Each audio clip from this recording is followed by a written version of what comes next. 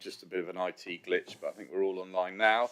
So we will press on with the Development Management Committee for today, the 16th of February.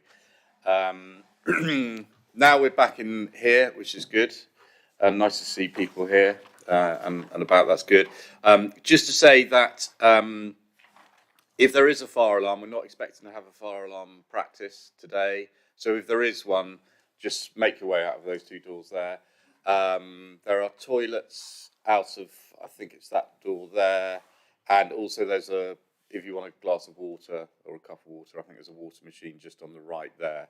So do feel free to use those facilities as and when you need. You're welcome to listen to the debates and things like that. I'm afraid try and refrain from shouting out or getting involved. There is a list of speakers, so people who have listed to speak during this committee, so they will speak as and when on the relevant on the relevant application. For each application, what we'll do is that the planning officer will represent the application, an objector, a supporter, a parish council and a ward member will all speak. After each of them has spoken, members of the committee may ask questions of clarification. Once that's all over, we'll then move into the debate and then a decision will be taken. Just before we start, what I'd like to do is just introduce members sitting here on the top table so that you've got an idea of who we are. These are all my fellow councillors there who are members of the committee. Ms Young, if we start from that end and work this way. I'm Janice Young, I am Democratic Services Officer and I am Clerk for this committee. I'm Councillor Richard Foss and I'm Vice Chair of this committee. Yes, sorry, I was going to introduce myself. Julian Brazil, Chairman of this committee. Good morning, Becky Foles, and I'm Solicitor to the committee. Good morning, Pat Weimer. I'm Head of Development Management for the Council. Morning, Cheryl Sainsbury, Senior Specialist Development Management. Right, thank you very much. We'll now move on to the agenda itself. Agenda item 1, the minutes. Are you happy for me to sign those as correct record of the minutes? Yep, all okay. Thank you. Item 2, urgent business. I'm not aware of any urgent business. Item 3, division of the agenda. I'm not aware that there is any confidential information. Item 4, declarations of interests, members. Councillor Taylor. Yeah, any applications that come under the AOMB as a member representing South Hams on the AOMB committee. And that's a personal. Yeah. Councillor Reeves. Yes, my declaration is for a non-registrable interest for lands at Three Corners, and that's because we use the business and have an account there, and my son's partner works there. Thank you. And Councillor Foss.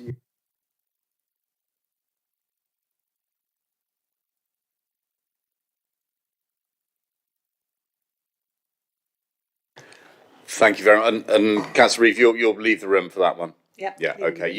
I mean, it is in your ward, isn't it? So you'll be allowed to speak beforehand and then leave the room. I think that's correct, isn't it? Yeah. Okay. Thank you. But not be involved in the debate or vote. Excellent. Any more interests, members? No. In which case, item 5, public participation. I've already spoke a little bit about that. That's so for supporters, objectors, and parish councillors and local ward members will speak on their relevant application. Item 6, planning applications. So we will move on to 6A. That's the Cottage Hotel, Hope Cove. Ms Stansbury, please. Thank you. Thank you, Chair. So members will remember this application. It was first presented to you on the October committee. Just on the screen there, there's a summary of the 3 reasons members deferred it. Wanted the applicant to look at alternative roof protection methods to the safety railings, a detailed landscaping scheme, and for the roof tiles to be more like those were agreed under the conditions discharge, which was Marley Eternit smooth red tiles. You can see I put a photo up there That is the tiles that were agreed under the conditions discharge. Before I go into the presentation, there is one update. I received a late letter of representation supporting the application, urging members to support the variations that have been put forward. So I've got the same presentation as last time, but I won't spend as long going through it because obviously everybody is familiar with it. So that's just a reminder of where the site is. It's in the AONB and the Heritage Coast.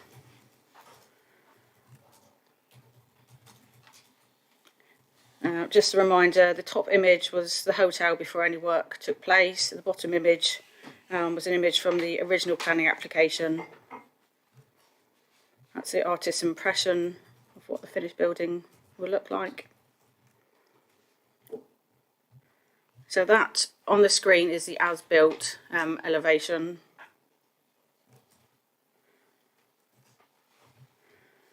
Just to recap on this one, because there was some discussion last time about the difference in the heights. I don't know if members can read it on the screen.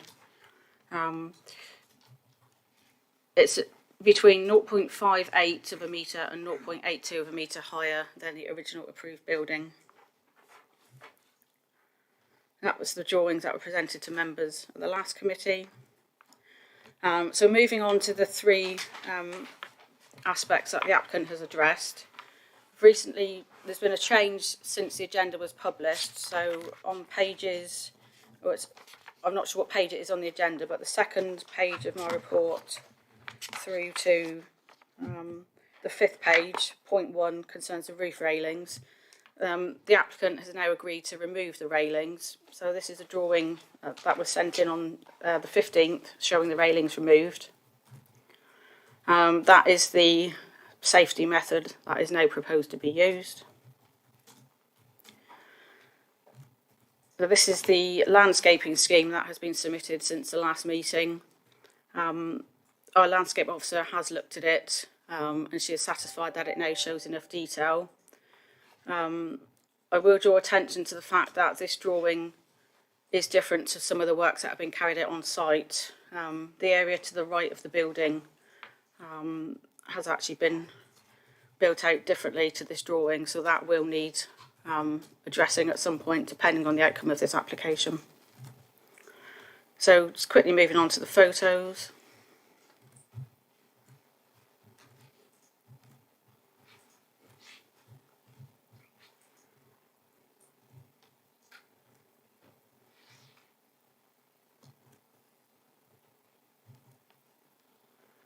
And the third item that the applicant was asked to address was the roof tiles. So I've been given that's the tiles as they are on the roof. And that's a treated tile with the liquid weather.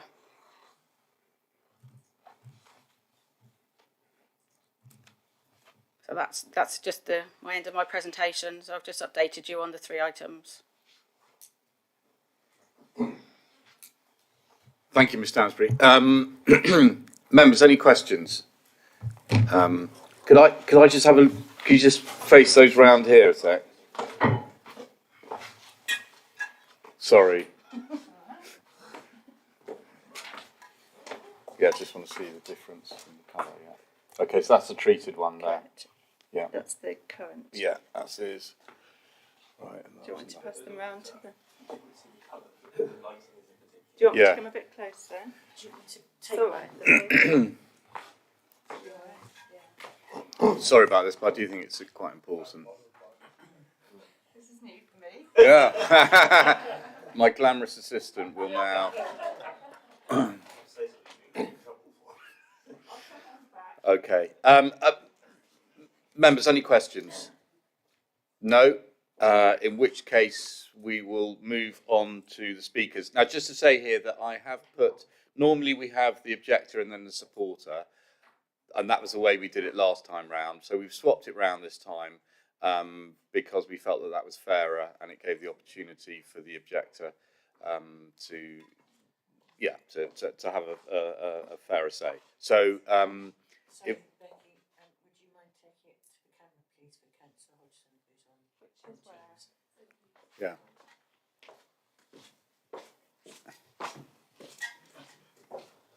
Okay, right. So I will call the supporter, Mr. Ireland, please, sir. Yeah, if you want to take that there, and Okay, no, because I got the tiles. Two coats on. Not as far as I'm concerned. no, okay. Well, we'll see. I mean, we'll just see what happens in the if there are any questions that are relevant to that. Right. Okay. So, Mr. Ireland, you've got the press the red button. The button there. The red light should go on, and then you'll. That's it. Right. 3 minutes. Over to you. Thank you.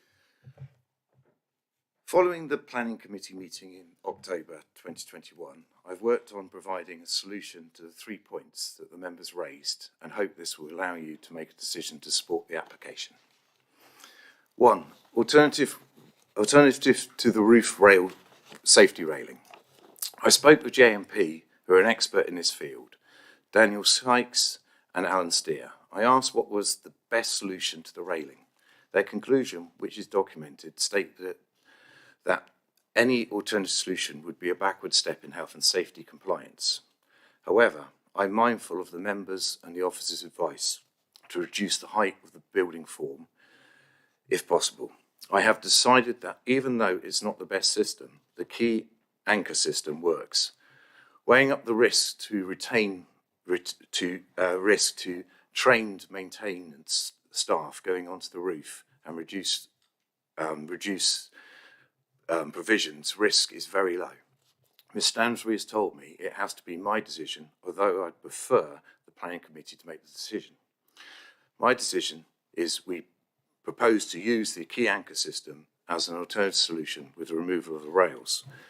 Although a difficult decision, I want the Council to know I'm doing everything I can to make the right for the survival of the Cottage Hotel and 50 jobs at stake.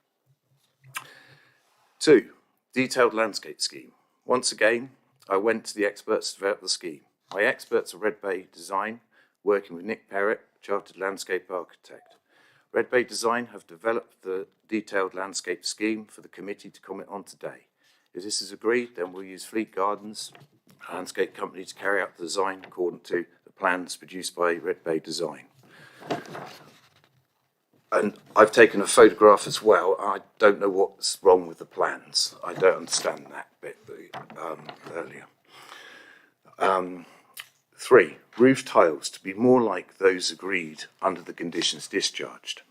I have personally taken on board this point and accept the roof tiles differ from those approved. We talked before why, and now we're trying to find a solution to the problem. I have, however, obtained professional advice on how best to dampen the colour. I have coated the tiles with various recommendations, including yoghurt, cow manure, liquid weather. The best solution, in my opinion, is the professional substance liquid weather. I have brought with me some samples for the committee to look at, which I have got 2 coats in the bag, if you wanted to see. I believe that 1 coat of this works best. If agreed, we would use a large commercial sprayer, which is the best way to apply the application, which will work much better than the test little sprayer we have used in the sample for spraying it, which actually creates all the dots on it.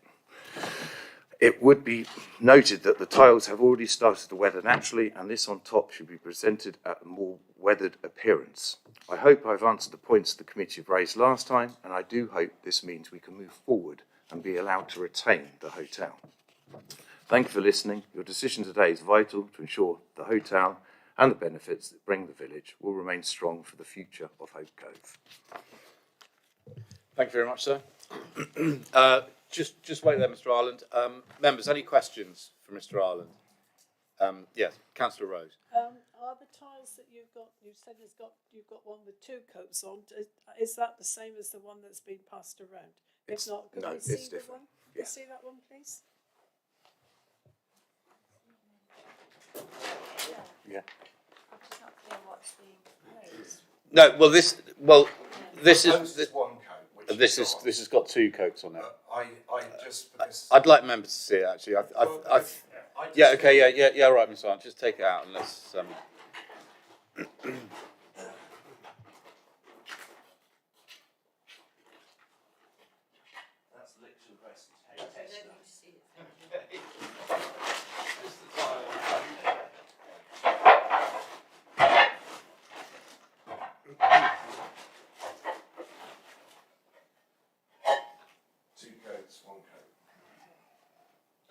So it's a lot darker.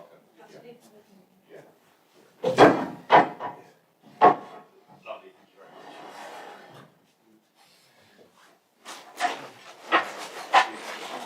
Yeah. Okay. Okay, yeah. Right, any more questions? Councillor Taylor. Yes, thank you. Yeah. Mr. Arlen, just in case there are any more questions as well. What is the retention life on the spray? Is it going to last? It's a professional use throughout the whole country. So once it's done, it stays, if you understand. Yeah, it's not going to get washed off. No, definitely not. Okay, thank you. Any more questions? No, thank you very much. Thank you very much, Mr. Arland. Mr. Stoop.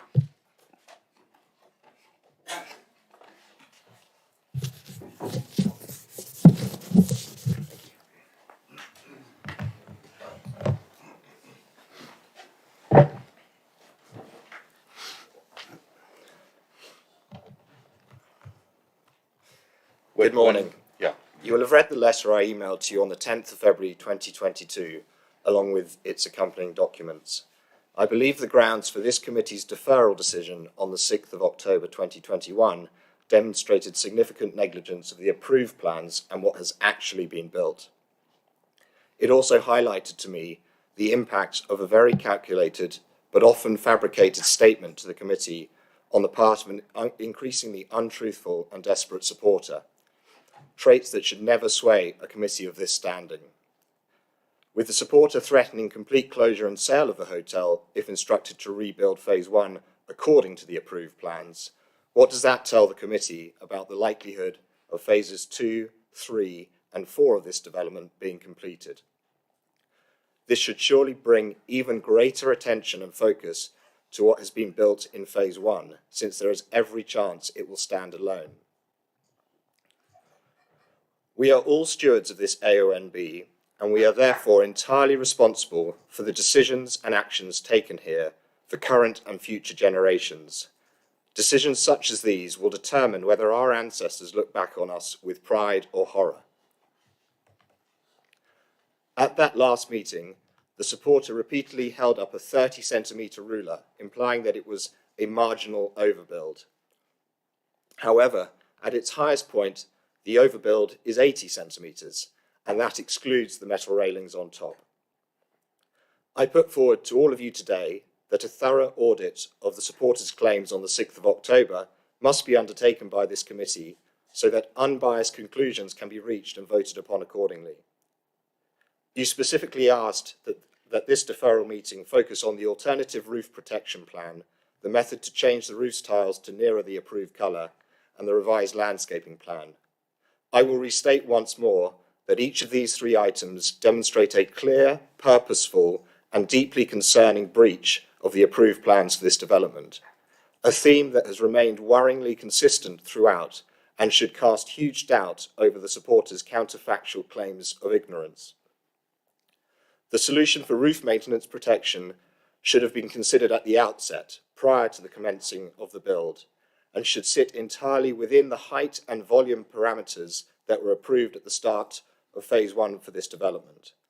If the supporter wishes to stick with the current metal railings that protrude approximately 1 metre above the current roofline, then the height of that roofline must be reduced so that none of its more recent additions break above the height of what was originally approved.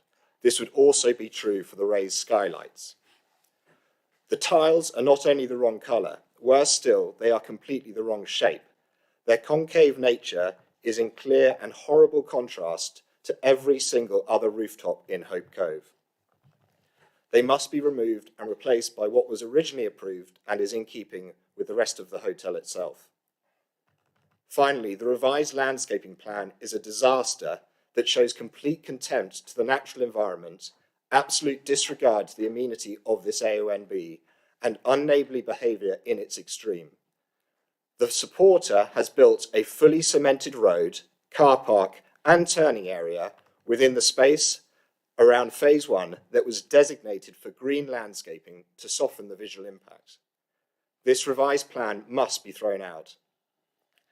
In the last meeting, several committee members referred to the fact that we don't have the right to a view at Westview, but we do have every right to an outlook, to light, to amenity, and not to be overbeared upon by a neighbouring property, all of which are now severely compromised and taken away by this substantial overbuild, thereby absolutely contravening planning laws for this country. I'll conclude. Abstaining from today's vote would provide evidence of a further lack of fiduciary responsibility and moral courage in such a landmark and precedent-setting case for the South Hams. I welcome any questions. Thank you. Thank you very much, sir. Members, any questions? Councillor Long. Thank you, Mr. Stoop. Could you just outline, you said a comment very likely to stand alone in your presentation. Can you clarify why you say that? Absolutely. So in defence of what has been built to date and the concern that the supporter has with regard to having to rebuild what's been built to fit the original approved plans, he mentioned at the last meeting here on the 6th of October that if he's forced to make those amendments, he will close the hotel down and potentially sell the hotel. Now, if that's the case, if the cost of bringing this build back within the plans that were approved is going to effectively make his decision for him around whether the hotel is even a viable concern under his management, then I would severely question where he's going to find the funds to complete phases 2, 3, and 4 of this development that are very significant in scale, much more significant than any retroactive build of phase 1.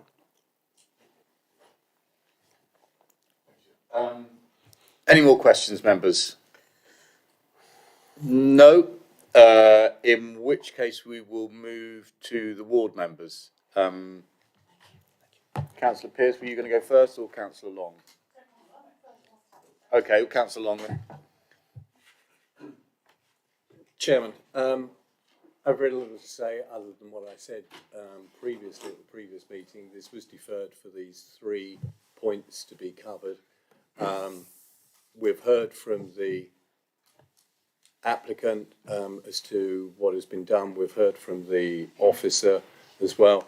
And I think what we are looking at are these 3 points that we deferred on. I think there was a lot of discussion at the previous committee meeting on various other aspects of the planning, and it was deferred for these 3. So from my point of view, I'd like to defer any other comment that I have, but to wait and see what the other members of the committee think, because these 3 points are what we deferred it on and are what we're looking at today.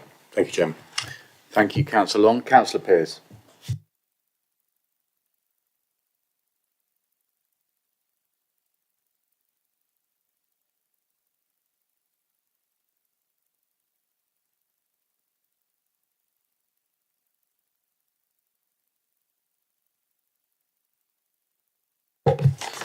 Good morning, members.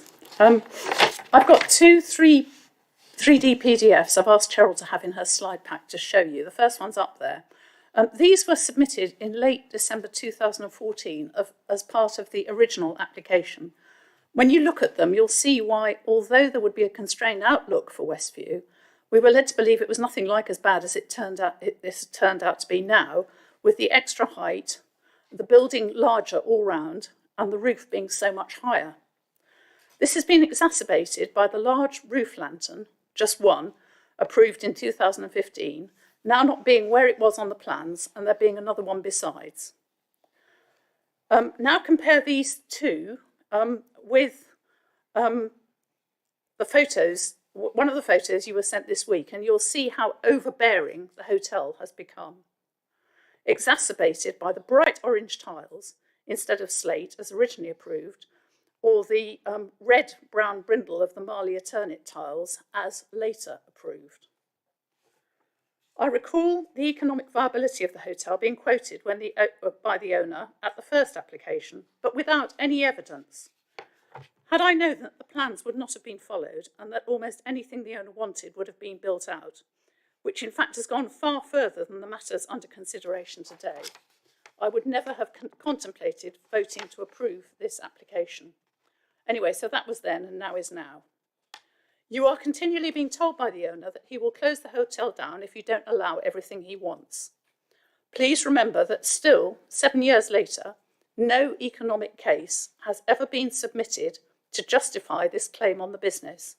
So I respectfully suggest that in the light of no evidence, you disregard it entirely and concentrate on the substantial harm caused in the heart of the AONB by the gross alterations to the approved plans, which were already at the limit of what was acceptable when they were approved. This building is now higher, more massive, with the wrong shape and colour tiles, roof lanterns multiplied and not where they were approved. The approved landscaping for this phase of the build has been completely ignored, with concreted areas at the side of the hotel and at the back, where there should have been landscaping. Once again, this has been caused by the owner wanting vehicular access round the back of this phase of the building, but this didn't feature on the original plans at all, and you can see there the extent of what should have been landscaping and is now concrete decking, parking area, turning, whatever. So I'll take each of the three features in turn. The railings, it appears, will now be removed. Since the roof is rarely, if ever, visited, this seems sensible. It's still a mystery why they were ever there. The roof tiles are completely out of keeping and far more Costa than Cove. Those stories circulating suggest they might have come from Eastern Europe. I don't believe the treatment suggested will produce the right result, which seems to be an orange with a sort of brown layer on top. And it's, again, completely different from the warm reddish brindle brown of the approved Marley Eternit tiles. Remember, originally the roof was changed from slate to red tiles at the request of locals, as there are a number of red tiled buildings in Hope Cove. I believe that the flat Marley tiles would be suitable, but the shape, let alone the colour of the pan tiles, is all wrong and not in keeping with the local vernacular. The result is that the treatment suggested will only be a sticking plaster and not a cure. In fact, it risks making matters worse as the building progresses and acres of these pan tiles appear. Please, committee, do not allow Hope Cove to be forever scarred by these awful tiles, so alien to Hope Cove. The landscaping plan is acceptable as far as it goes for the front of the building, but does not accurately represent what happens at the side and back of this phase of the building. In fact, the concreted area is much larger than shown on the landscaping plans to the side, and the gate and fence posts are not in the position shown on the plans. If we could have the photo up again, Cheryl, they'll see what I mean. Thank you very much. To conclude, it seems that the owner has not really met your requests except by a concession on the railings and a fairly scant landscape plan. Necessarily so, because all the rest is gabion baskets or concrete now, and there's no room for anything else, unlike the originally approved plans. The real problem, the tiles, remain. Please do not give permission to them and ask for the roof to be brought down to the height it should have been with the tiles that should have been on it. Above all, ensure that future phases, if there are to be them, are built out to the scale and all the right conditions are applied. This is a sad pickle which cannot be allowed to continue. And if you refuse it, the applicant can, of course, always appeal. Thank you, committee. Thank you very much, Councillor Pearce. Members, any questions for Councillor Pearce? I've got one, if I may. You said that the red tiles, that originally it was grey slate, but, actually locals wanted there to be a type of red tile, albeit not these ones here. No, the reason they said red tiles is because presently the hotel has red tiles on it, although they've weathered down to a very sort of dark browny red. And also because it is a feature of Hope Cove that a lot of buildings, particularly the larger ones, do have these red tiles that weather down rather than slate. So they made a request and it was seen at the time as not being unreasonable, and that's why the Marley Eternits were signed off as the tiles to have on this building. Thank you. Any more questions, members? No? Thank you very much. No, I'm sorry, Mr. Ireland. Right. Members, so we are now into the debate. Who would like to go first? I'll just say, Councillor Kemp, good to see you here. I'm afraid... No, that's all right. I'm afraid because you missed the beginning of the presentation, you won't be able to vote in this. But yeah, okay. So, and likewise, I know Councillor Hodgson's watching online, but again, won't be able to vote on this application. Members, over to you. Who would like to go first? Councillor Brown. Thank you, Chairman. Difficult one, isn't it? I have to say, I have a great deal of sympathy for what Councillor Pearce, as ward member, has said in her representations. And when, it resorts back to when this application was, as Councillor Pearce says, originally granted, it was sort of right on the boundary of what was considered acceptable with the AONB and otherwise not so. And I would suggest that this clearly does go beyond it, and that hasn't been rectified in this application, nor can it be with an application, can it? So I also agree with Councillor Pearce, sort of the in her rebuttal of the suggestion from the applicant that they would need to, or the threat to close down the business should this application not be approved. And I don't think that's on the basis for which we can make a decision. So in that respect, I would be happy to propose refusal of this application in line with the officer's recommendation. Thank you. Thank you. Councillor Panel. Thank you. I read through all the officers' reports again the last few days, and it's quite clear that the scale of the building is in excess, is contrary to all the planning guidelines, both the parish neighbourhood plan, the AONB plan, the Heritage Coast consideration, our joint and local plan, and the National Planning Policy Framework. With so many things against it, I don't feel I can support this application. I think the original application, as has been said, was to the limit of what could be allowed, and I think we'd be failing in our duty if we were to allow this further expansion to go ahead. So I'm happy to second Councillor Brown's proposal for refusal. Thank you, Councillor Panel. Anyone else? Councillor Rowe. Thank you, Chairman. Well, I do incline to agree with previous speaker or Councillor Brown, because the plans are plans, and it was in front of presumably the applicant and his agent and his construction workers that they should have built something according to plan, and what the building control personnel who went to inspect and make sure that something was built according to plan, because if you build a house or whatever, they will come along to inspect what you're doing at each stage and then sign it off. We are where we are, whilst I have sympathy with the owner in one respect, but he must have known that plans are meant to be stuck to, and that they should stick with what they've got in front of them and not build something different. If I was employing a builder and they built it 10 centimetres higher or whatever than it's meant to be, well, I wouldn't be very happy. And to have got to this stage, I think is quite horrendous, really. And so I'm inclined to agree with the previous speakers, and I will second refusal. Yeah, I think Councillor Panel's already seconded refusal. Okay, thank you. Thank you, Councillor Rowe. Can I just say to members, obviously this is an application for a variation, so I appreciate that it is, particularly when you see it now, that it is varied indeed. So the decision that you're being asked is, do you think that the variation, i.e. the increase in height on what was agreed, is that acceptable or not? Not actually the overall, because we have to go back to the 2015 decision when that was agreed for approval. So I think you're looking at that.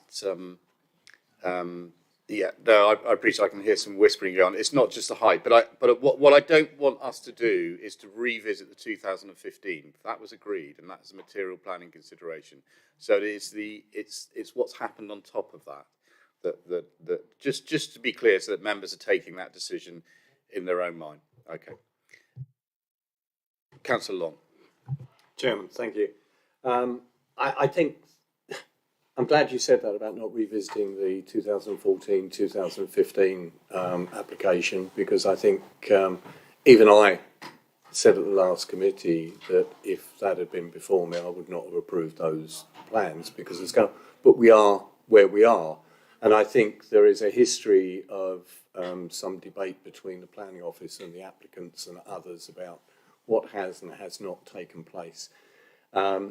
So there are some sort of issues out there. I think looking at it, we looked at the sort of substantial areas and we deferred it for those 3 points. The railings have gone, and there is a system in place that will provide, you know, as has been said to us, adequate safety for maintenance. Landscaping plan has come in, so if there's work that's been conducted on site that doesn't meet that landscaping plan, then it will have to be changed to meet the landscaping plan if we deem to approve it today. And that's the landscaping plan is before us.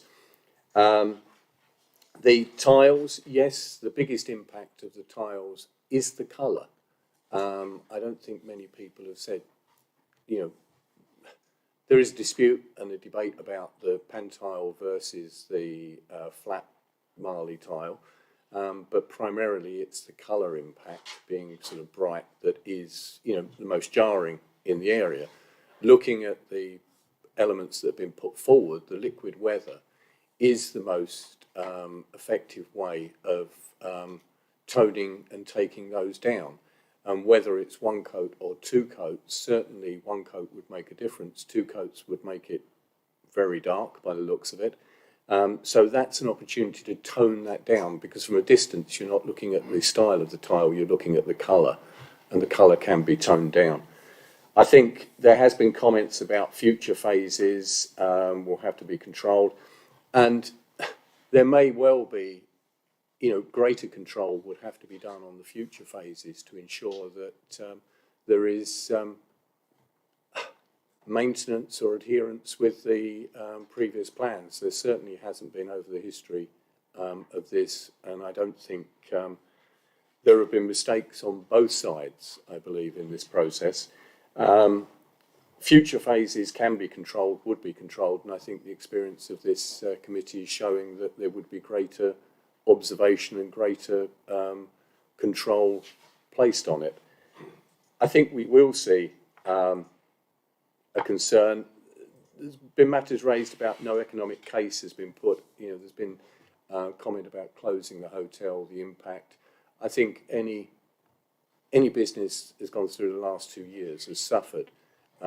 So I think for, you know, there may well be economic imperatives there and reasoning why there are concerns. And I think going forward, but I wouldn't say at the moment there's been any economic detail either requested by the planners or provided by the applicant on this.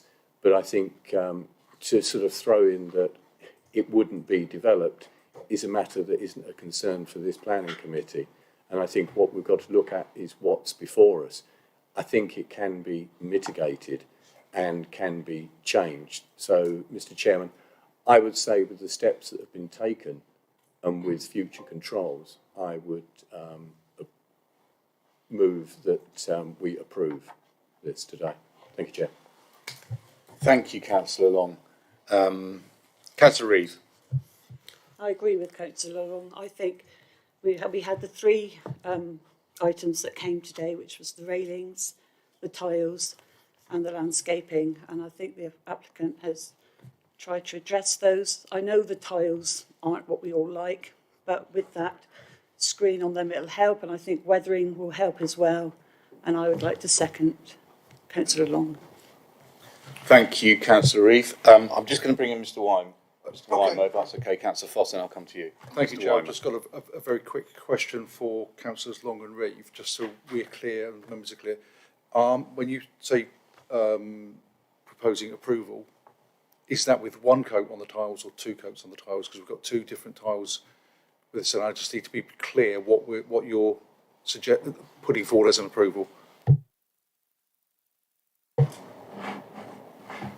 Mr. Chairman, I looked at and I've seen the one coat. I think one coat would be adequate with the weathering that is continuing now because of the substantial difference. And I think when you look at that and you get that colouring, the second coat I think would be far too dark.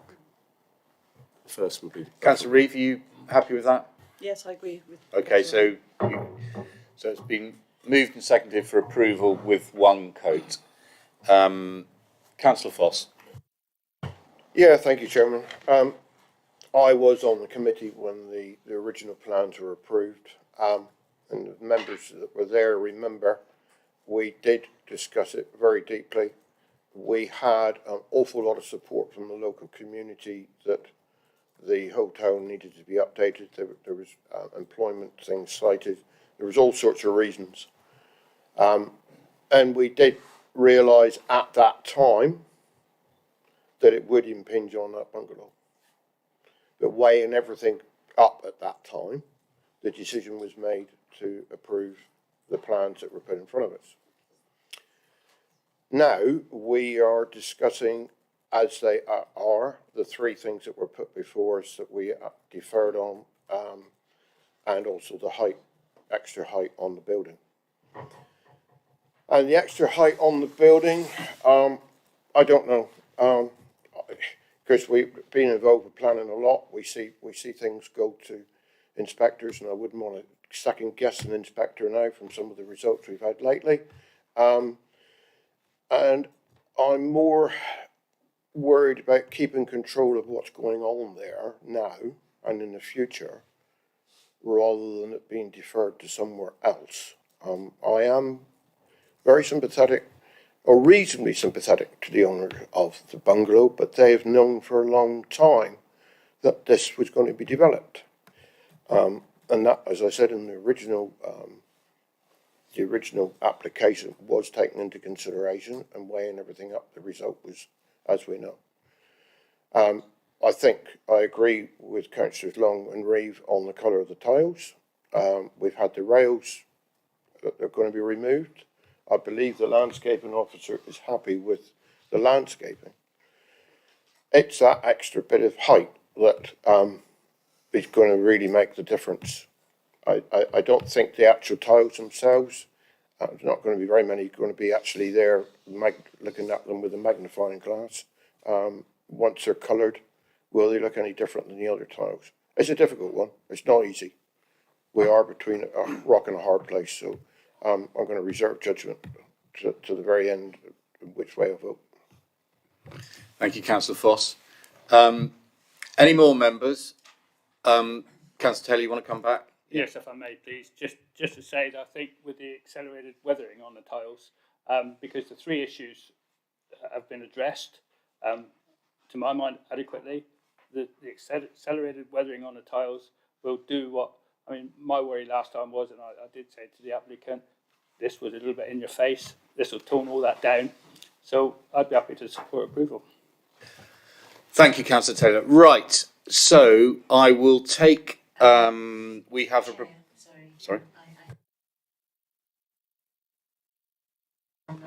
Yeah, okay. Councillor Hodgson says, can a condition to ensure that the new roof height is not continued on the next phases, i.e. required to resubmit plans to ensure the overall size is within the scale previously approved, i.e. the plans for phase 2, etc.? My understanding is, yeah, Ms Stansbury, yeah, because I think that is a very relevant point, an important point. Yeah, again, apologies, I don't have page numbers. Towards the end of my update in the report, you'll see I listed the conditions that we would need to reimpose. At the bottom, I said there would be an informative concerning the height. It's not something we can condition, but there would be an informative put on there to remind the applicant that that is what is expected.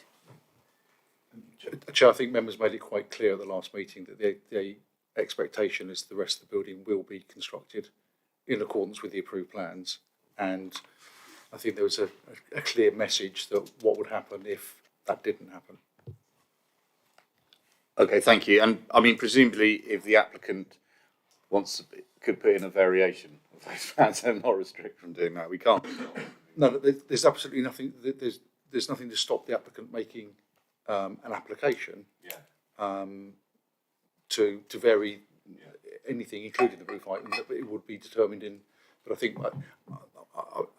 don't think I was overstepping the line to say I think members made it quite clear last time that probably wouldn't get support. Okay, thank you. Right, members. So I will take. We've got a proposal which has been seconded for refusal as per the officer recommendation. That came first. So we will take a vote on that, please. So all those in favour of refusal, please show.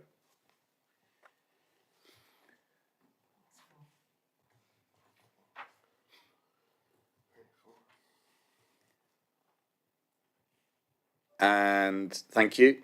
And those against refusal?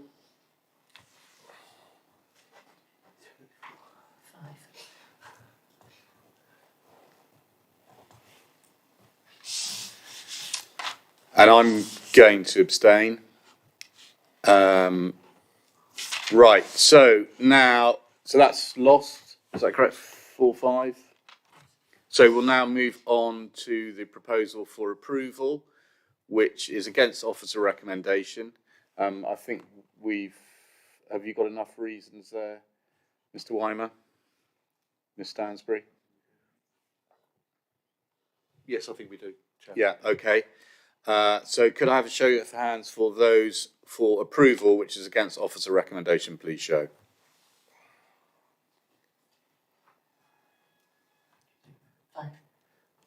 And those against approval? 4. And I will abstain again. So that application is approved. Thank you very much, members. It's been a long one and a tough one, that.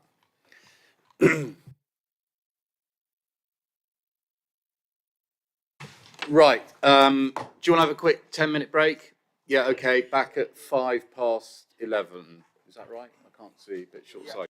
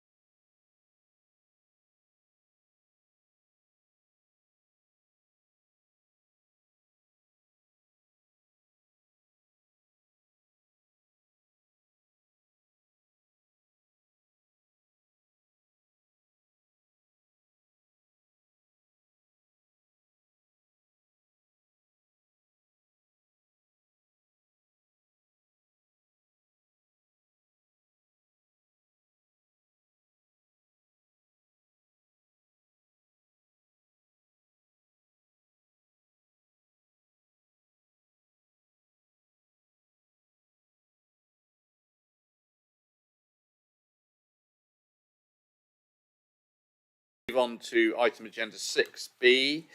So land at Three Corners Workshop, Morley, Devon. Right, Miss Houselander, over to you. Morning, everyone. You will recall we had a look at this application back in the December DM meeting. So I'm not going to spend too long doing the presentation because you've already had it quite recently, but I'll just quickly run through for your information. The application site is shown as a house on the plan in front of you, and then again shown on an aerial image. The application site is that outlined in red, and the applicant owns the land outlined in blue. This is a more detailed block plan showing the existing agricultural building, which was granted in 2019, to the north of the application site. Access will be from the existing access, which leads into the agricultural building, with a separate access from there into the what is currently a field. And this is roughly shown on an aerial image of the application site. This is some images of the application site. On your right hand side is the agricultural building previously approved. This is the location of the proposed new access into the application site, the field beyond. This is the application site as you get into the field, looking down the valley. You can see the landscape beyond. Again, looking back at the agricultural building, and these are a few images. The next few just sort of a panoramic around the site, looking down the valley. There's a small stable, as you can see, at the bottom of the site, of the field, the bigger field currently. And this swings around to the left, and in the line of trees that you can see in the top left-hand corner are the edge of the A381 running past the site. Again, just rolling around again, looking at the site from the gateway. And this is walking further down the site, looking back up towards the engineering business, which the applicant is seeking the dwelling to support. And again, further round with the access in the left-hand side of the photograph. So before I go on to the next slide, I'll just outline why we have brought it back.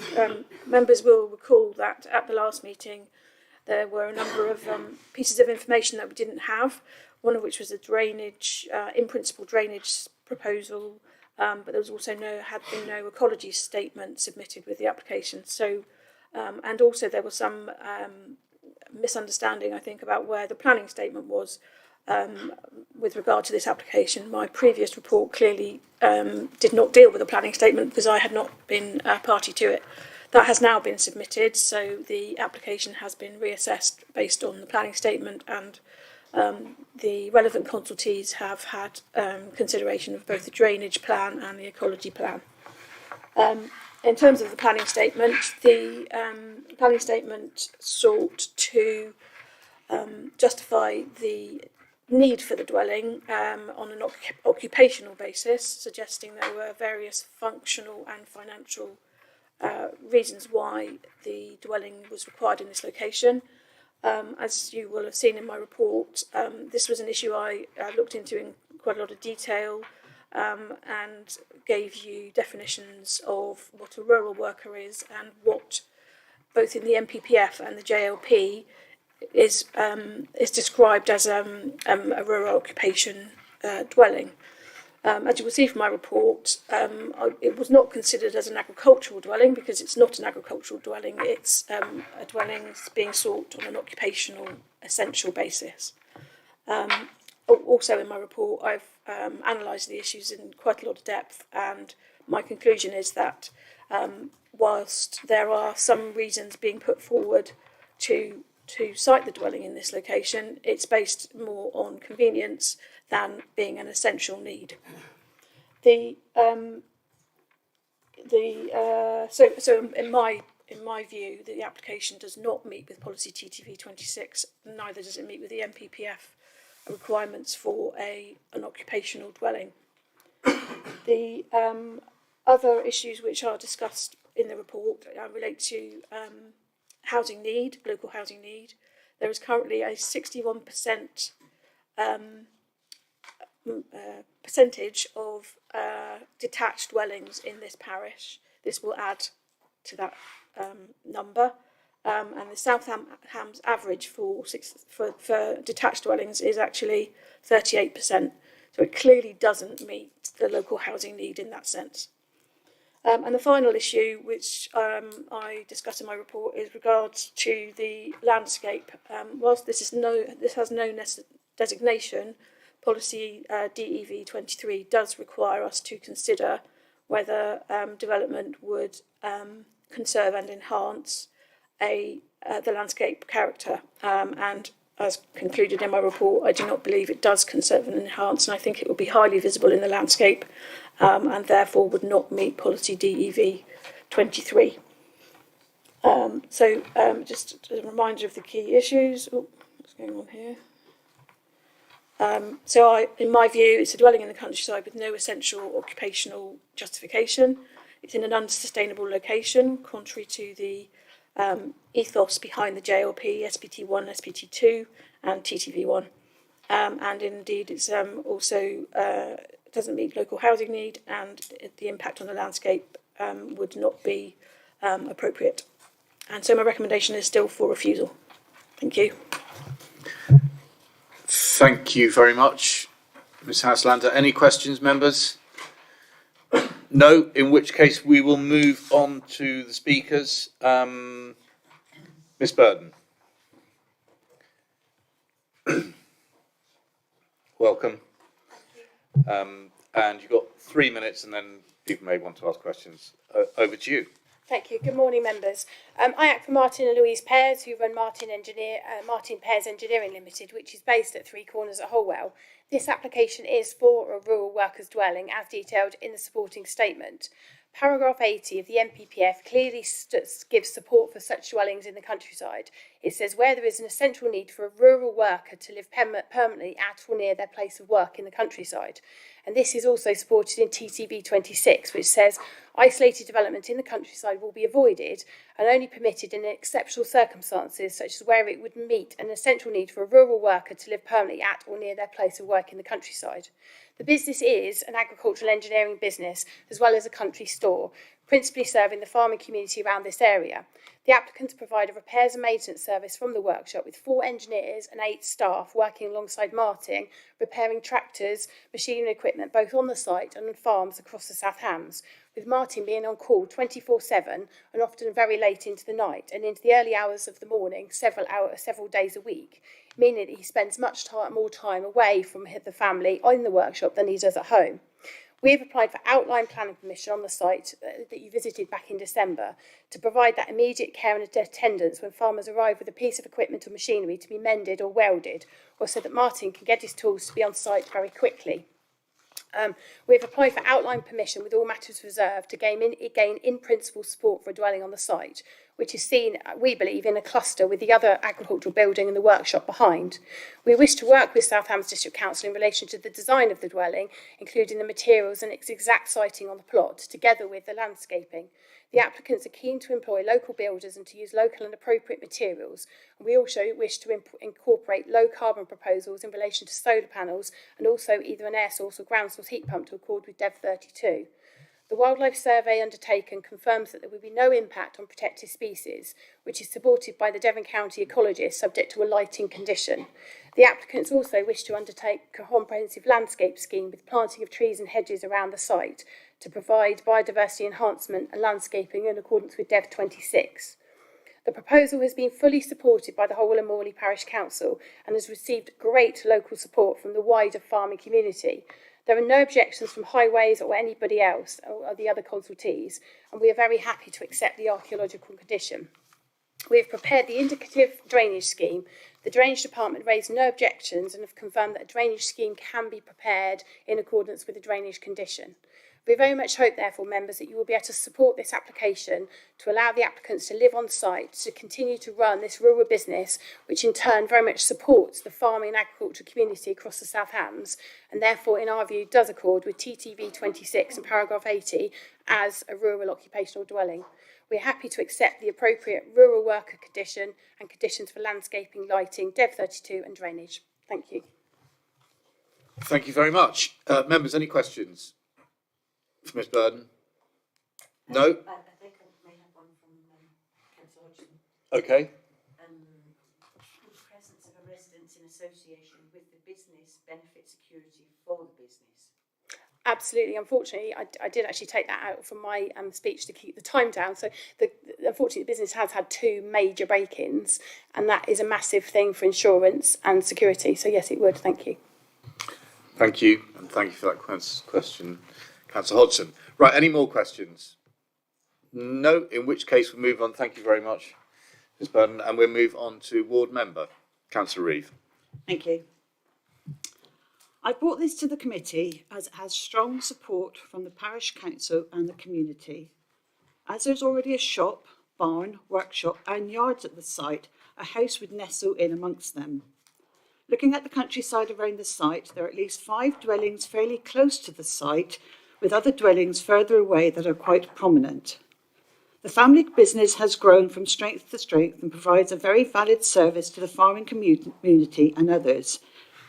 And as well as the shop, it's the workshop that offers out-of-hours services for breakdowns, which during harvest time is crucial as you work with the weather. The business is run by a local family and provides at least 13 jobs for local people. It has cut travelling for many of its customers from what it stocks in the shops and for the workshop, and can get deliveries in for customers. By living on site, the applicant will be able to cope with the out-of-hours breakdowns without having to travel to and fro, and the same will happen with large deliveries that arrive for site out of opening hours. This is a rural business run by a hard-working local family, providing local employment, and has become a much-needed necessity in the area. By the support shown on this application, it indicates that many feel by living on site for this family, it would make the business continue providing that service it does, but also helping the family as they work together with their work and home life. Thank you very much, Councillor Reeve. Any questions? No? Okay. Thank you. We just wait for Councillor Reeve to go. No questions. Yeah. No, yeah, see you in a minute. And then we'll move on into the debate. Councillor Panel. It's actually got a question to the officers. If the committee were minded to approve this, what is the situation regarding a tie to the agricultural business that the consent is being asked for? Is it possible to tie this building to that business? Yes, you could put a condition on the planning consent which would ensure that the dwelling and the business are tied in perpetuity. Councillor Kemp. Hi. My worry is about lighting, actually. Security's been mentioned, and I know there's several other similar places that lighting is very bright up in the sky all night long. So I wondered if there's anything we can do about that. Just at this stage, it's recommended for refusal, so we don't have conditions. If the committee is minded to approve, then I think as Councillor Panel has said about tying it to the business, and your condition on lighting would come into play at that stage. What I'm saying is that if you were worried about lighting, that can be conditioned, so that hopefully would allay your fears on that. Just on that, I know that during the presentation, Ms Burden did actually mention lighting, so I think the applicants are aware of that. That was in respect of the ecology there. Councillor Taylor. Yes, thank you, Chairman. The lighting is, security lighting is attached to the, not the house, but the already in place units, which is the other side of the road. this is an essential business. We've lost at least 3 of these similar businesses in our area in the last few years through retirement and the likes. They carry a large supply of bearings, belts, everything that you need to keep the agricultural industry going, especially in harvest time, like it's been suggested. And machinery doesn't always break down between 9 and 5. They tend to break down when you least expect it. You need somebody on the doorstep, because if the weather looks bad, it's got to be done. We know about that. So, to my mind, you've got an agricultural need there. And I mean, I'm looking at probably Dev 15.6, development will be supported, which meets an essential needs for agricultural forestry. Now, there's definite need, because the nearest after Martin Pear's industry, agricultural business is probably 20 miles away, and you wouldn't get a nighttime service like you would get from Pear's Engineering. So I want to propose that we actually support this application. Thank you, Councillor Taylor. Councillor Rowe? Thank you, Chairman. Going back to just before Councillor Taylor spoke, we're not looking at putting any conditions today. We're just considering the outline planning application for whether or not they are able to have a building there, not anything else to do with it. We're just looking at a site application, yes? I'll just check that. I think we can list a set of conditions, particularly as far as the tie is concerned at this stage. Yes, I mean, you're absolutely right. It's an outline planning commission, so if we're minded to allow it, then a reserve matters would have to come forward. But I think that we can do that. Council panel, I'm just going to wait for Mr. Weimer or Ms. Houselander to. Chair, you're absolutely right. This is an outline application, and there are certain things that, if we want to condition, have to be put on the outline consent and cannot wait until the reserve matters. So things like an occupation condition from tonight would have to be on this consent. So there are certain conditions. If members were minded to go against the officer recommendation, then there are certain conditions that you would actually have to consider today. Sorry, can I come back? Yeah. That if Councillor Pano is minded to propose that condition, which I would second, do we then have to ask the applicant if they would accept that condition? No. No, right, fine, that's fair enough then. Thank you. No, that's our condition, and if they don't like it, they can lump it. Okay, well, fair enough, yes, I understand, but so therefore I will second Councillor Taylor's proposal of approval, and I would, just reiterate all he said really. It's a business that's needed for the local community, for the farming community. Farming machinery does not break down when you want it to. It always breaks down when there's a threat of rain, and probably darkness is about to descend in a couple of hours, and you've got to get the job done quickly. And if people are on site, then that's so much better and more convenient. I know the planning officer mentioned it's more convenience. Well, it is convenience and need, I would say. Thank you. Okay. What do we do? I mean, there's been a proposal for approval, and that's been seconded, and that's against officer recommendation. What I'll ask is the proposer and seconder to list conditions. Other members may feel they want other conditions at that stage. Officers may say they can't because it's outlined and would have to wait to reserve matters. But I think that we can certainly, in the narrative of if that's the way. But at that point, then members may feel, yes, if that's got those conditions, I can support it. But we'll wait till we get there. I've got a few others. Council panel. At the risk of upsetting Councillor Rowe, there's another condition I'd like to see, and that is landscaping. It is a very prominent site. When we stood on the site, you could see many miles away to the west. And I think there should be a good landscaping scheme which will soften and break up the outline of the building from a distance. It's a very sensitive area. It's one of the, if it's not the highest, it's one of the highest points in the whole of the South Hams. So I think it's important that we impose a landscaping condition as well. The council panel makes a very good point. It is one of the highest points, so any dwelling on it is going to be incredibly visible. And I really would question whether any landscaping scheme would take in that location to mitigate the impact of the dwelling on that site. But as it is an outline application, one of the conditions automatically would be around landscaping. But if members are feeling that this could be mitigated with a landscaping scheme and hide it, I just don't think it will happen. Yeah, bearing in mind that there's an agricultural barn there already. Councillor Brown, then I'll come to you, Councillor Abbott. Councillor Brown. Thank you, Chairman. I am sympathetic to many of the arguments that both Councillor Taylor and Councillor Rowe have made.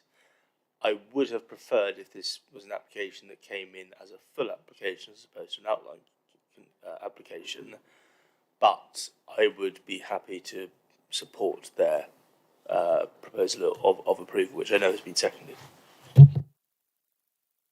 Thank you. Councillor Abbott.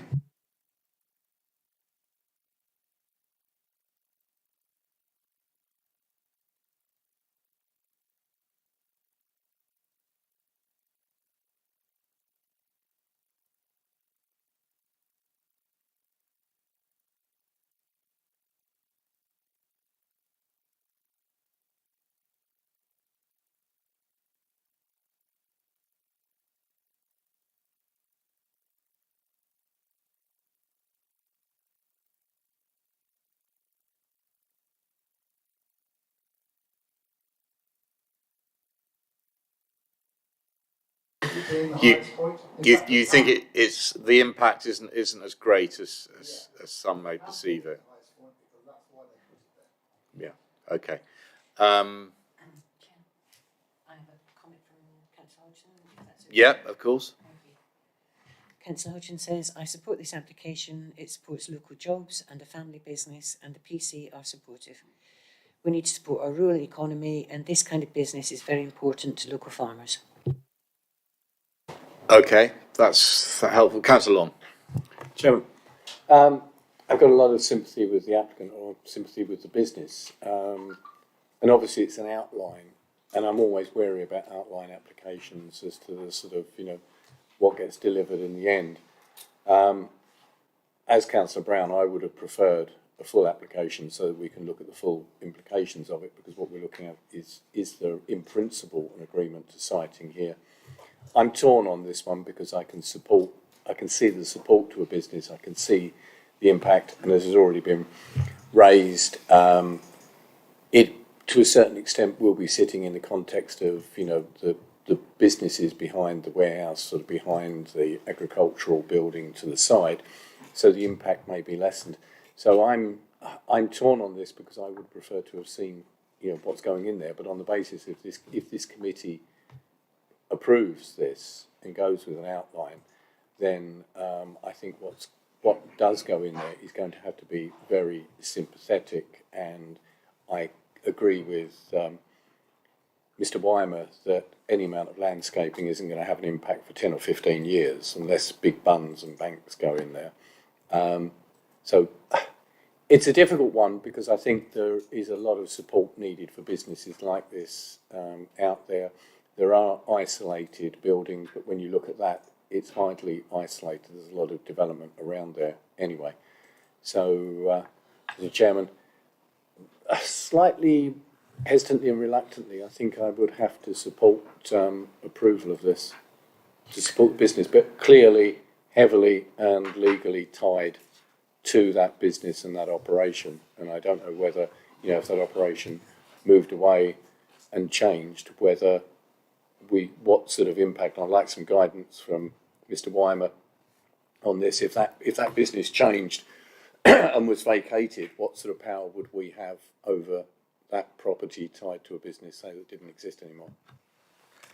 Okay, thank you, Councillor Long.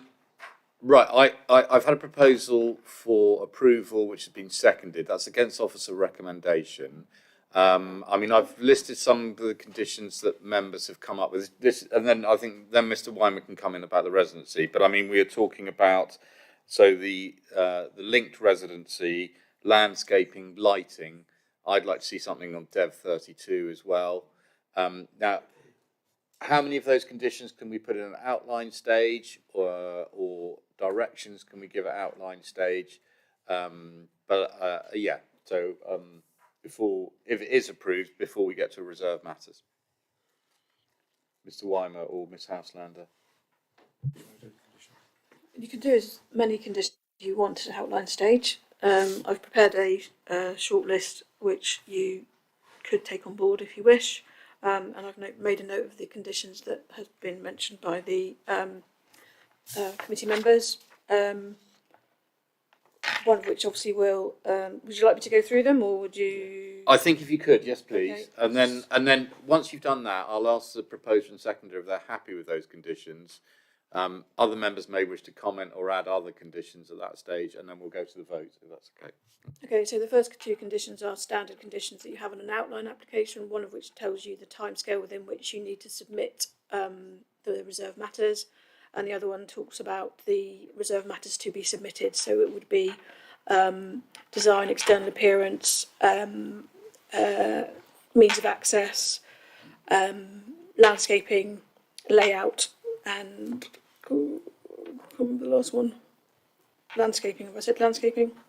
Yes. So anyway, those standard reserve matters are included within it. We also need to include a condition with regard to drainage, because whilst an in principle scheme was supported by our drainage expert, we would need details of that. So there would need to be a foul treatment plant and also surface water SUDS type approach to the drainage. So we need to have a condition on that. We need to have a condition, just an approved plans condition, which would refer to the block plan that we saw previously. Occupation would be limited to a person solely or mainly working or last working in the business, and any relatives of such, and that would be in perpetuity.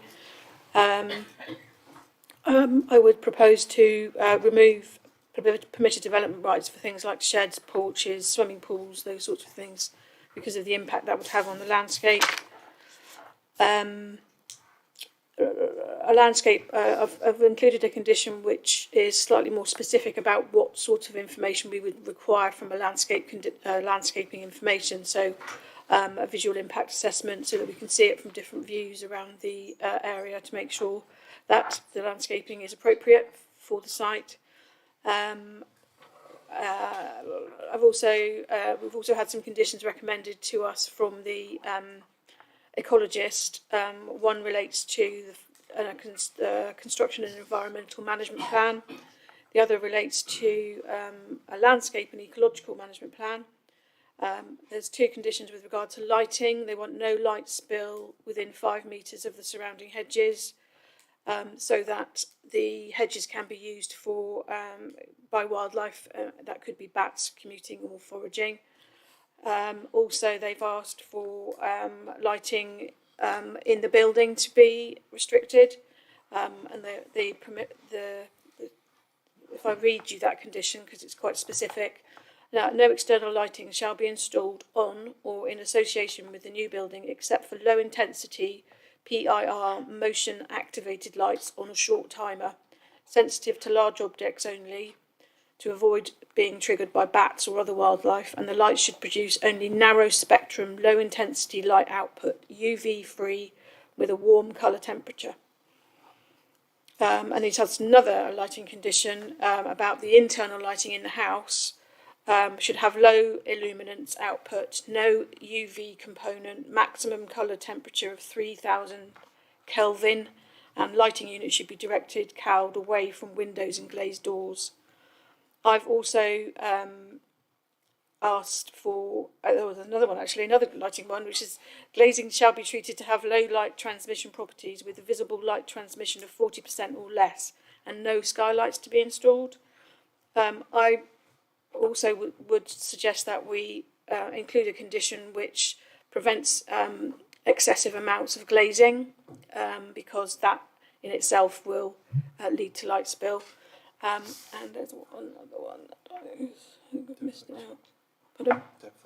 Yeah, we also need to include a condition to ensure that they comply with the requirements of DEV 32, which is the climate change policy. I'm also suggesting that the size of the dwelling should be commensurate with the functional need of the business. which is what we would normally put on a planning consent for a rural workers dwelling. If members are of the view that this is essential, then I think that should be applied to this as well. Thank you, Ms Houselander. Councillor Brown and Councillor Pannell wanted to say something, then just in case they put in extra conditions, and then I'll check with the proposer and seconder if you're happy with that. Councillor Brown. This is more of a question. I think Ms Houselander has briefly referred to it at the end of what she just said, but I suspect the answer to this question will be no, because it's probably practically infeasible. But to some applications which are granted in these kinds of scenarios, particularly barns, that are tied to an agricultural use, a condition is put in that in the event that the functionality of the business ceases, which clearly we hope it doesn't, but if it does, then the building which has been built because of that could be taken down, i.e. because it's no longer in use. I'm guessing with a house that's a lot harder to do, because it's not just a barn, but I'm thinking of properly tying it in. I suspect the answer is no, because it's probably impractical, but you get the gist. Yeah, just on that, I mean, I was thinking along the same lines. Could it be that in that case it would revert to an agricultural tie or something like that? Anyway.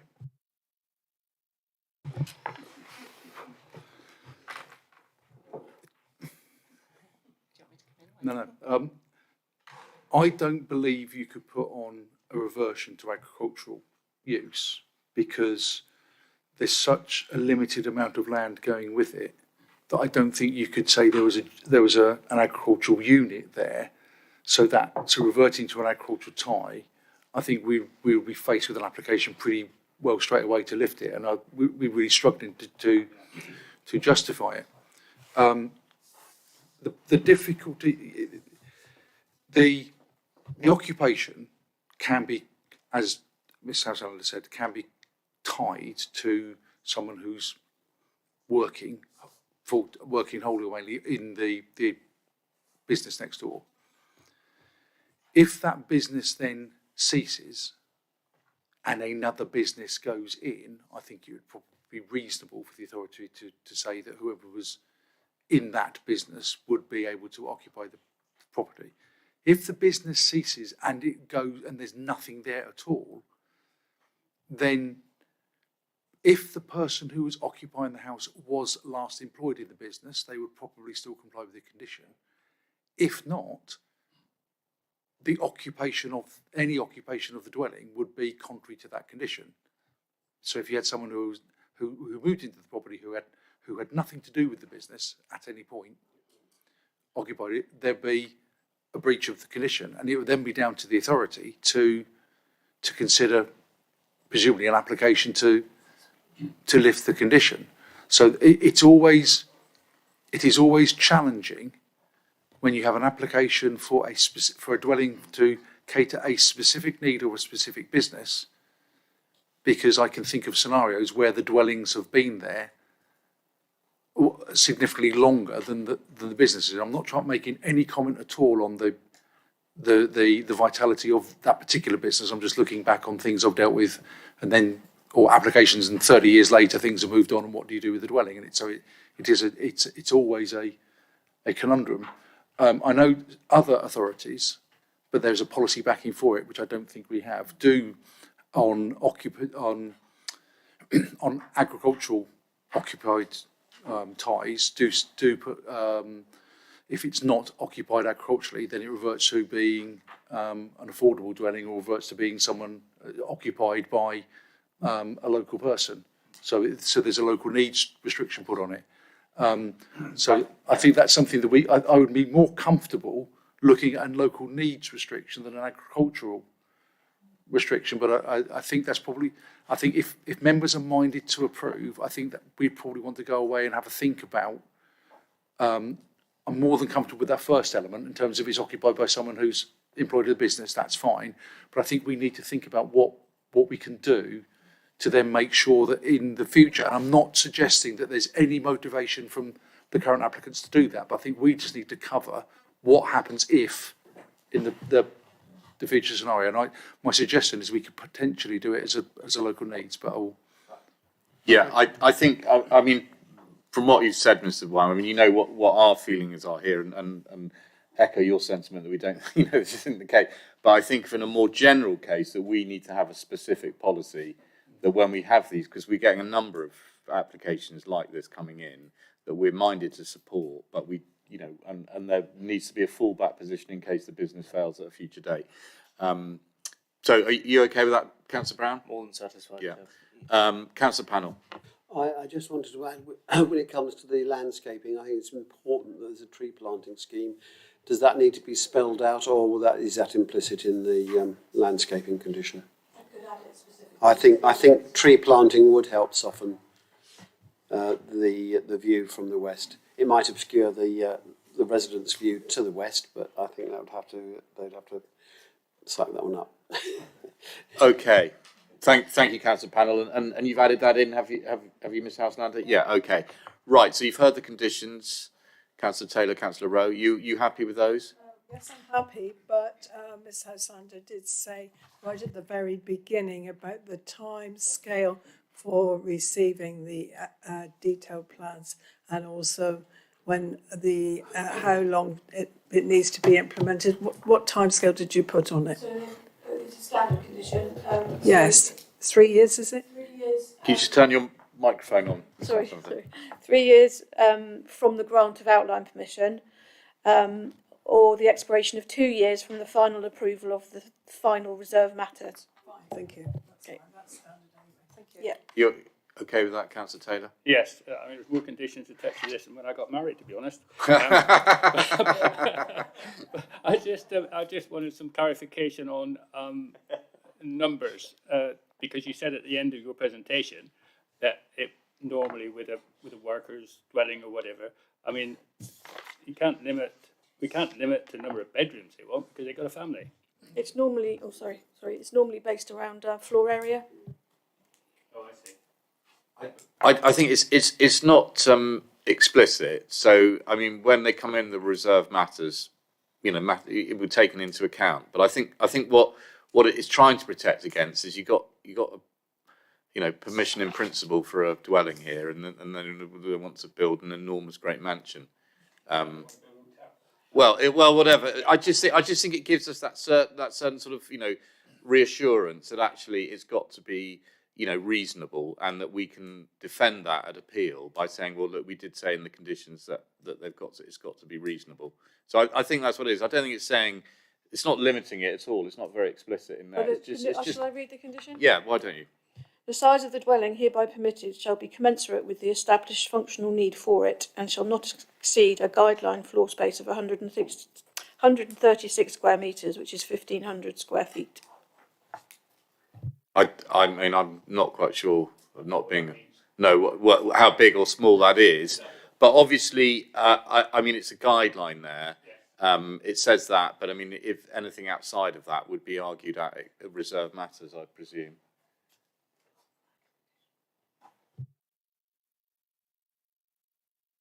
When it comes to reserve matters, can the ward member participate in that or not? No. No. Okay, thank you. No. So what I'm suggesting is that at the reserve matters stage, that the so, and this one's come to committee. I think, did Councillor Reid bring it to committee? Yes. Yeah. Probably. I'm just wondering the best way forward if it's approved in the reserve matters. Who it comes to myself and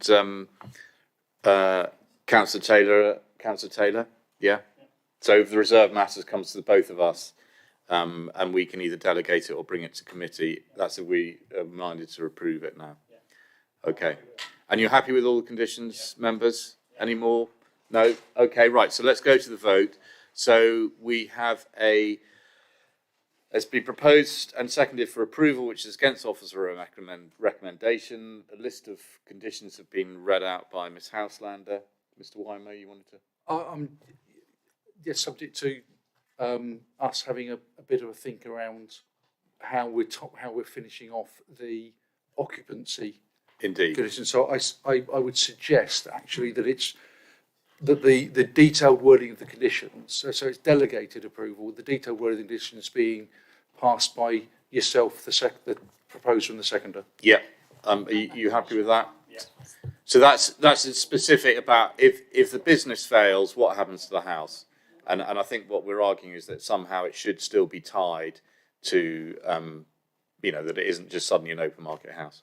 Yeah, but what we'll do, we'll give you, what we'll do is we'll give you the precise wording of all of the conditions. So you've seen all of the conditions, because at the moment you've just got the skeleton of them, but we'll make sure they all, so you've seen exactly what it is, and then sign it off that way. Yeah, okay, so that is, so if I just change, so the recommendation is for a, delegated approval? If approved. If approved, yeah. But if approved, then it'll be a delegated approval to, for officers to clarify and confirm the conditions with chair, proposer and seconder. Okay, so that's what you're voting for. Right, hope that's clear. Right, members, so can I have a show of hands, all those for delegated approval, please show.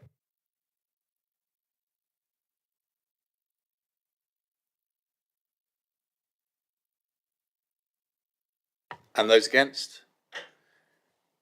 And abstentions? Thank you. That application is delegated approval. Thank you. Right, members, crikey. Never been said. Time for, what we'll do, we're going to do appeals and majors. I also want to add here at this stage is that Councillor Hopwood at all. She's going to join my teams. Okay. She can come in now if she wants. Do you want to see if she wants to come in now? Can we put her in so we can hear her? She can speak. Yeah. Okay. Right. Members, we'll go through appeals, and then just to say that Councillor Hopwood wanted to make some comments about Woolwell. I don't know if you know, Woolwell has got a lot of houses coming forward.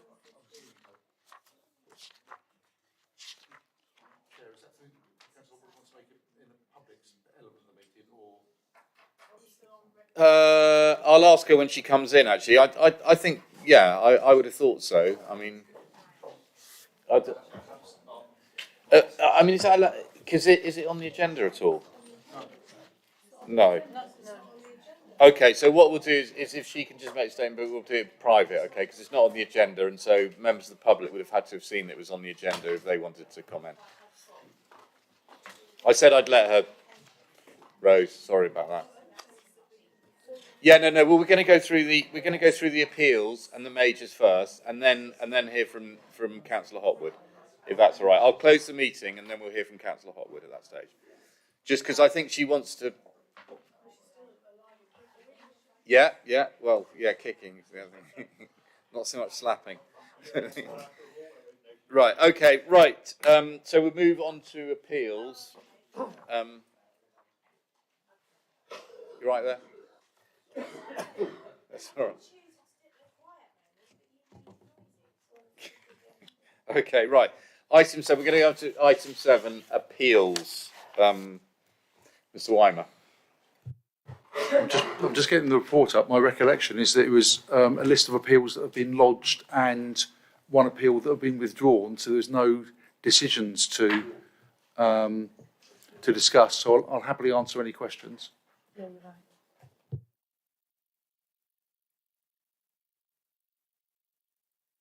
Yes, we have, Councillor. But this, you'll appreciate that this report was drafted a little bit before the appeal came in yesterday. The one that came in yesterday, I will be coming back and discussing next week. I have got a photograph of what it is that I'd like to share with members. I am personally utterly astonished at this decision. I was seeing if I could get the photograph up, but it's embedded in an email. Perhaps after the meeting, I'll put the photograph up because it's embedded in an email. I haven't checked to see what else is on the email and whether it's for public consumption. So, but if I can't do it, then I'll bring a photograph next time. But this is basically a rather large wooden staircase on the front of what I consider to be quite a well converted traditional barn, and the inspector said it's fine. I'm personally, I'm staggered, but.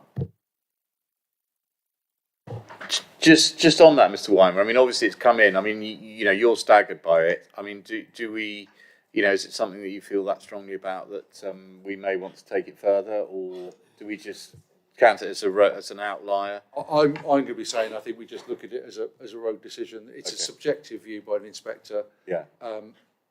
There's no way. There would be no grounds to formally challenge it because it's a subjective view of an inspector. Okay. And no, I was just wondering if there was a time limit. So, okay, we'll wait. We'll look forward to that at the next meeting.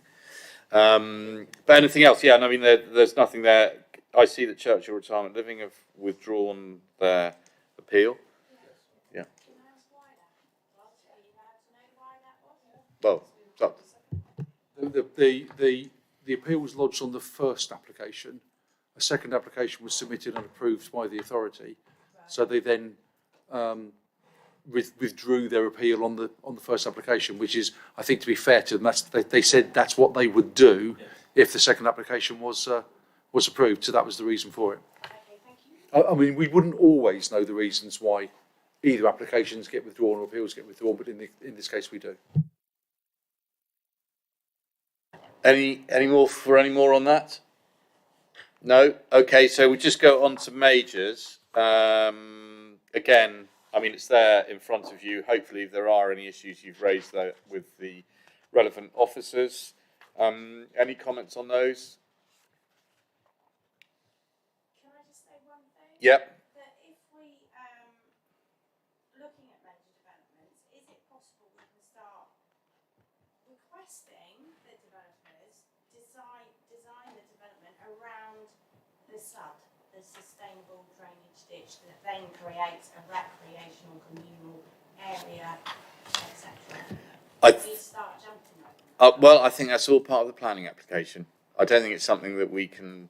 I mean, you know, we've got our policies in place. Mr. Weimer, do you want? No, absolutely agree, Chair. It is something that's in the mix with everything else. My only hesitation is that I don't believe that a lot of SUD's features can double up, or the lead local flood authority aren't happy that they double up as recreation features, because of water, and secondly, because if it is used a lot, it can actually compact the ground that then affects how efficient it is draining it. So yes, we can, but I think it's more about designing something around a landscape feature rather than necessarily a recreational feature. Okay, but can we do that now? Well, that is. Where at the very beginning we can say to that development company, can you please? Well, I mean, it'll be part of the planning application. What we have said before is that we're less than happy with pre-commencement conditions in the respect of drainage, particularly on majors, that we wanted to see a satisfactory drainage scheme in place before we were to approve it, and we've had our fingers burnt on a number of occasions there. So I think in that case is that if they do come up with a drainage scheme, then of course we can insist within the planning application that put conditions on it, be it landscaping or whatever. So I don't think it's anything new that we have to do, but it's just be aware of it, and if you feel there's something that you want to, if you see a planning application and you want to comment on it or put conditions in it, then you are perfectly entitled to do that. Right. Okay. Right, members. If there's nothing else from any more, what I'm going to do is I'm going to close the formal part of the meeting, and then I'm going to invite Councillor Hopwood to make some comments about Woolwell.